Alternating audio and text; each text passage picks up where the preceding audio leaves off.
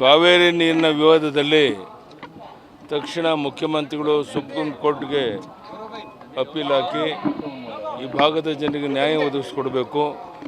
ಈಗಾಗಲೇ ಸಾಕಷ್ಟು ಅನ್ಯಾಯ ಆಗಿದೆ.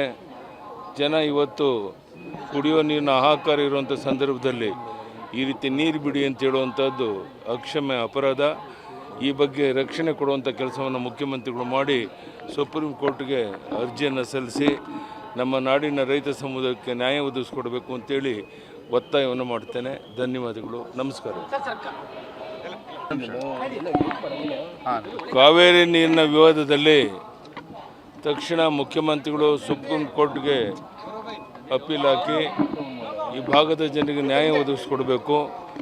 ಈಗಾಗಲೇ ಸಾಕಷ್ಟು ಅನ್ಯಾಯ ಆಗಿದೆ. ಜನ ಇವತ್ತು ಕುಡಿಯೋ ನೀರಿನ ಹಾಹಾಕಾರ ಇರುವಂಥ ಸಂದರ್ಭದಲ್ಲಿ ಈ ರೀತಿ ನೀರು ಬಿಡಿ ಅಂತ ಹೇಳುವಂಥದ್ದು ಅಕ್ಷಮ್ಯ ಅಪರಾಧ. ಈ ಬಗ್ಗೆ ರಕ್ಷಣೆ ಕೊಡುವಂಥ ಕೆಲಸವನ್ನು ಮುಖ್ಯಮಂತ್ರಿಗಳು ಮಾಡಿ ಸುಪ್ರೀಂ ಕೋರ್ಟ್ಗೆ ಅರ್ಜಿಯನ್ನು ಸಲ್ಲಿಸಿ ನಮ್ಮ ನಾಡಿನ ರೈತ ಸಮುದಾಯಕ್ಕೆ ನ್ಯಾಯ ಒದಗಿಸ್ಕೊಡ್ಬೇಕು ಅಂತೇಳಿ ಒತ್ತಾಯವನ್ನು ಮಾಡ್ತೇನೆ. ಧನ್ಯವಾದಗಳು. ನಮಸ್ಕಾರ. ಕಾವೇರಿ ನೀರಿನ ವಿವಾದದಲ್ಲಿ ತಕ್ಷಣ ಮುಖ್ಯಮಂತ್ರಿಗಳು ಸುಪ್ರೀಂ ಕೋರ್ಟ್ಗೆ ಅಪೀಲ್ ಹಾಕಿ ಈ ಭಾಗದ ಜನರಿಗೆ ನ್ಯಾಯ ಒದಗಿಸ್ಕೊಡ್ಬೇಕು. ಈಗಾಗಲೇ ಸಾಕಷ್ಟು ಅನ್ಯಾಯ ಆಗಿದೆ.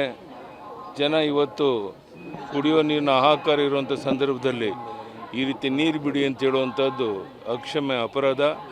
ಈ ಬಗ್ಗೆ ರಕ್ಷಣೆ ಕೊಡುವಂಥ ಕೆಲಸವನ್ನು ಮುಖ್ಯಮಂತ್ರಿಗಳು ಮಾಡಿ ಸುಪ್ರೀಂ ಕೋರ್ಟ್ಗೆ ಅರ್ಜಿಯನ್ನು ಸಲ್ಲಿಸಿ ನಮ್ಮ ನಾಡಿನ ರೈತ ಸಮುದಾಯಕ್ಕೆ ನ್ಯಾಯ ಒದಗಿಸ್ಕೊಡ್ಬೇಕು ಅಂತೇಳಿ ಒತ್ತಾಯವನ್ನು ಮಾಡ್ತೇನೆ. ಧನ್ಯವಾದಗಳು. ನಮಸ್ಕಾರ.